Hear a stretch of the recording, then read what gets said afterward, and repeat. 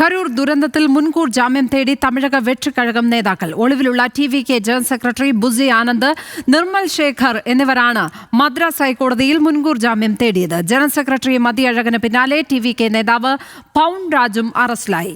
അതിനിടെ സർക്കാരിനെതിരെ ജൻസി പ്രക്ഷോഭം വേണമെന്ന TVK നേതാവ് ആദവ് അർജുന്റെ എക്സ് പോസ്റ്റ് വിവാദമായി. കരൂർ ദുരന്തത്തിൽ TVK നേതാക്കൾക്കെതിരായി നടപടി കടുപ്പിക്കുകയാണ് തമിഴ്നാട് സർക്കാർ. ആദ്യം TVK പാർട്ടി ജനറൽ സെക്രട്ടറി മതിയഴകനെ അറസ്റ്റ് ചെയ്തു.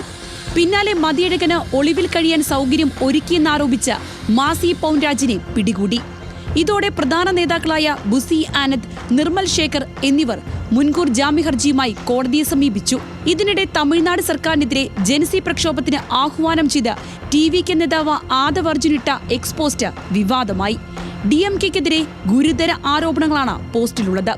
ദുരന്തം DMK സർക്കാരിന്റെ ആസൂത്രണമാണെന്നും സർക്കാരിനെതിരെ യുവജനങ്ങൾ തെരുവിലിറങ്ങി പ്രതിഷേധിക്കണമെന്നുമായിരുന്നു ആഹ്വാനം. വിവാദമായതോടെ ആദവ് പോസ്റ്റ് നീക്കം ചെയ്തു. BJP നിയോഗിച്ച NDയുടെ 8-അംഗ സംഘം കരൂരിലെത്തി. അനാവശ്യമായി വിവരങ്ങൾ പ്രചരിപ്പിക്കരുതെന്ന് സമിതിയെ നയിക്കുന്ന MP ഹേമമാലിനി മാധ്യമങ്ങളോട് പറഞ്ഞു. അനുരാഗ് ഠാക്കൂർ അടക്കമുള്ള സമിതി കരൂർ സാഹചര്യം വിലയിരുത്തി കേന്ദ്ര സർക്കാരിന് റിപ്പോർട്ട് നൽകും. All of us have come here to express our heartfelt condolences to the family who lost their very dear ones. KC വേണുഗോപാലിന്റെ നേതൃത്വത്തിലുള്ള കോൺഗ്രസ് നേതാക്കളുടെ സംഘവും കരൂരിലെത്തി ദുരന്തത്തിനിരയായവരെ സന്ദർശിച്ചു. AA റഹീം MPയുടെ നേതൃത്വത്തിലാണ് CPIM പ്രതിനിധി സംഘം കരൂരിലെത്തിയത്. തമിഴ്നാട്ടിലെ CPIM നേതാക്കളും ഒപ്പമുണ്ടായിരുന്നു.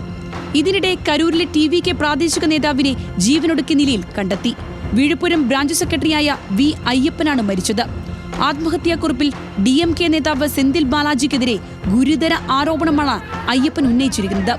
മരണത്തിൽ പോലീസ് അന്വേഷണം ആരംഭിച്ചു. ദുരന്തത്തിനിടെ വ്യാജ വാർത്തകൾ പ്രചരിപ്പിച്ചെന്ന് ആരോപിച്ച് 4 യൂട്യൂബർമാരെ പോലീസ് കസ്റ്റഡിയിലെടുത്തിട്ടുമുണ്ട്. National desk, news Malayalam.